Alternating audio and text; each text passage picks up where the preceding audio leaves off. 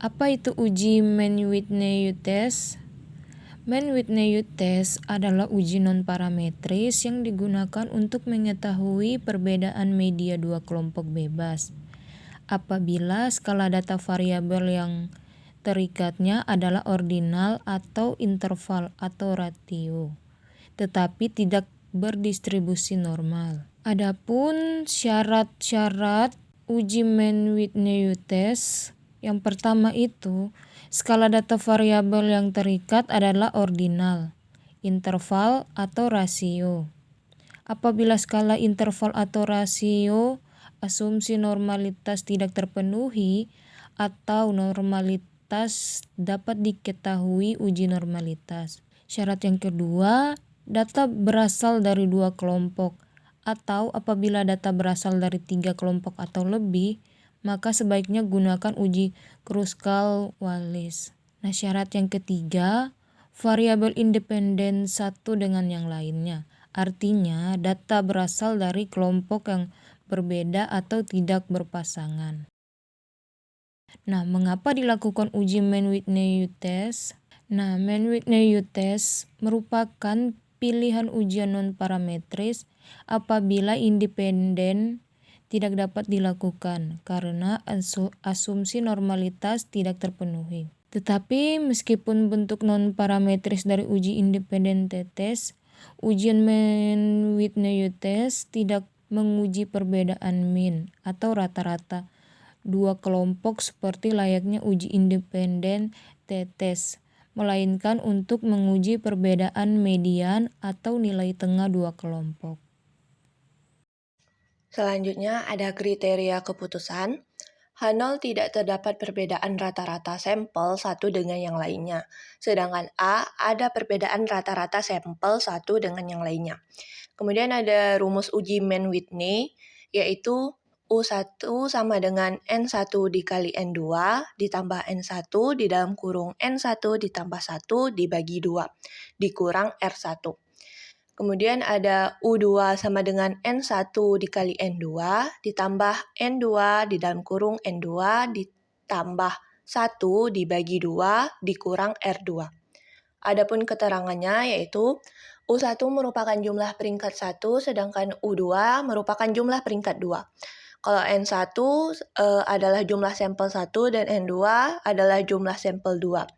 R1 adalah jumlah ranking pada sampel N1, R2 adalah jumlah ranking pada sampel N2.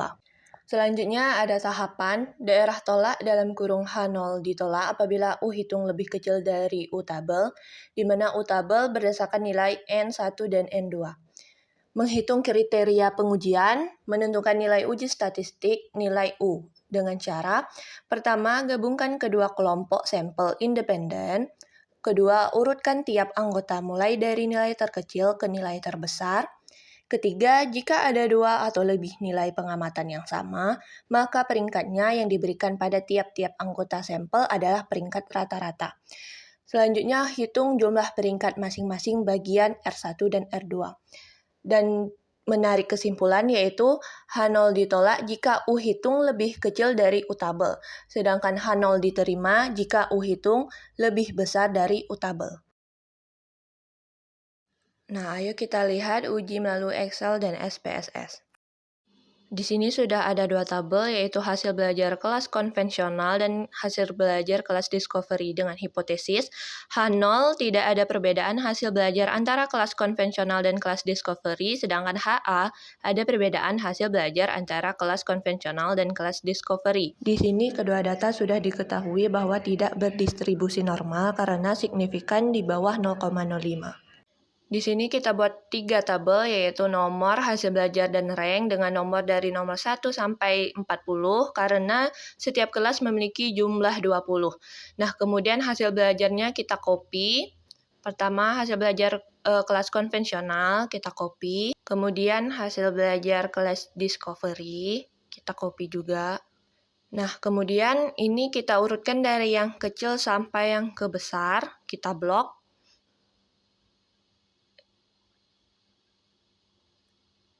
Dan continue.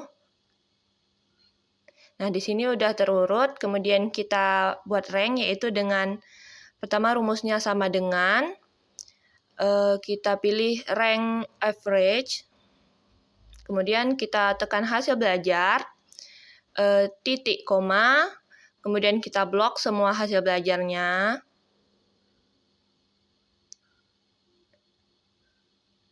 Nah, kemudian titik koma lagi, kita pilih ascending, yang 1. Kemudian tutup kurung. Sebelum itu, kita kunci dulu di L7-nya, kita kunci, dan L46-nya kita kunci juga. Nah, kemudian kita tarik sampai ke bawah.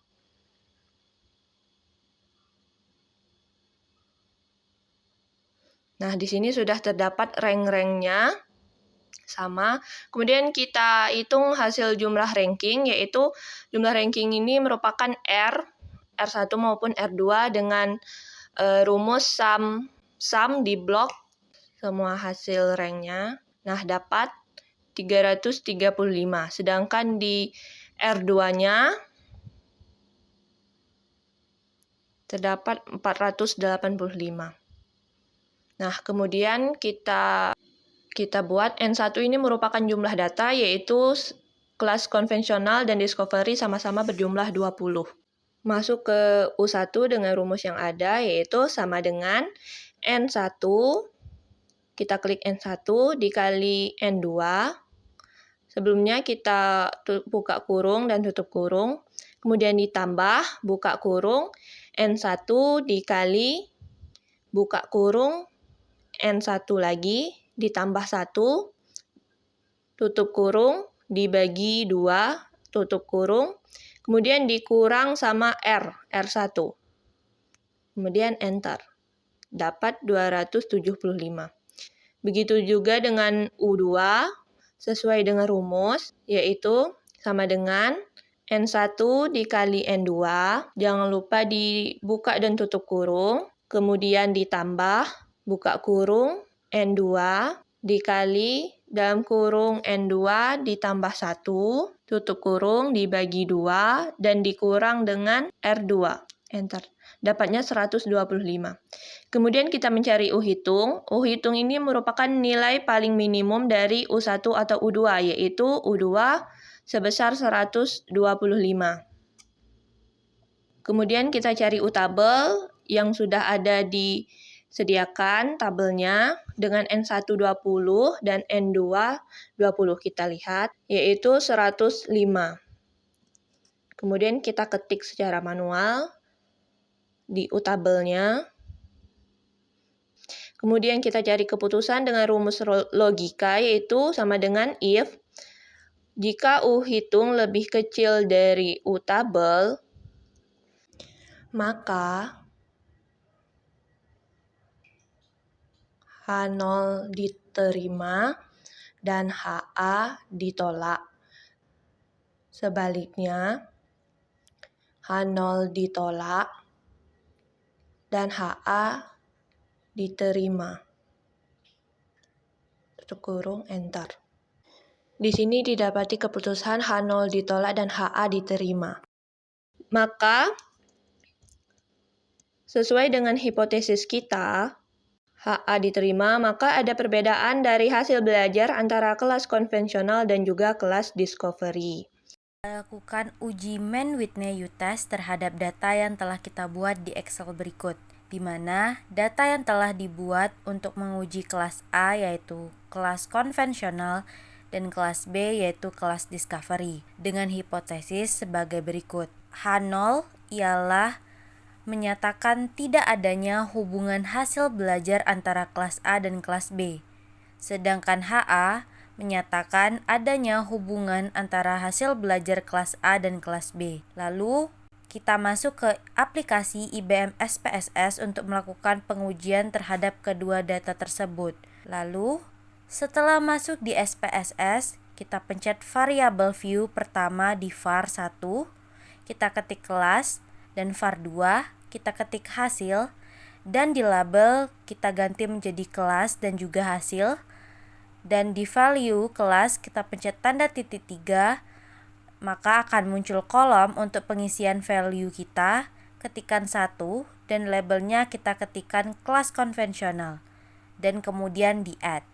Setelah itu, ketikkan lagi 2 di value dan labelnya kita ketikkan kelas discovery dan di add kembali dan oke setelah semuanya dimasukkan. Jadi di sini measure untuk kelas itu nominal dan measure untuk hasil itu berupa scale. Setelah selesai, kita masuk ke data view kembali dan kita copy nilai pada data di Microsoft Excel, kelas konvensional di hasil pada SPSS dan kita ketik huruf 1 kelas dan paste ke bawah ke seluruh nilai hasil kelas konvensional. Dan dilanjutkan kembali untuk pengopian nilai kelas discovery ke bawah hasil dari kelas konvensional dan kelasnya ditandai dengan 2.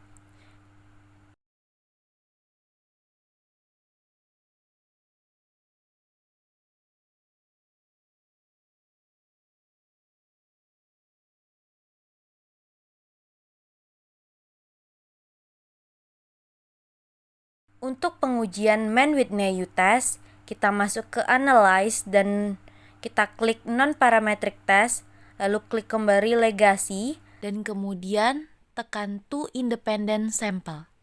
Setelah ada kotak Legacy muncul, kita tekan kelas untuk grouping variable dan hasil kita masukkan ke test variable. Lalu untuk kelas kita define group, di mana grup satunya kita tulis 1 dan grup 2-nya kita tulis 2.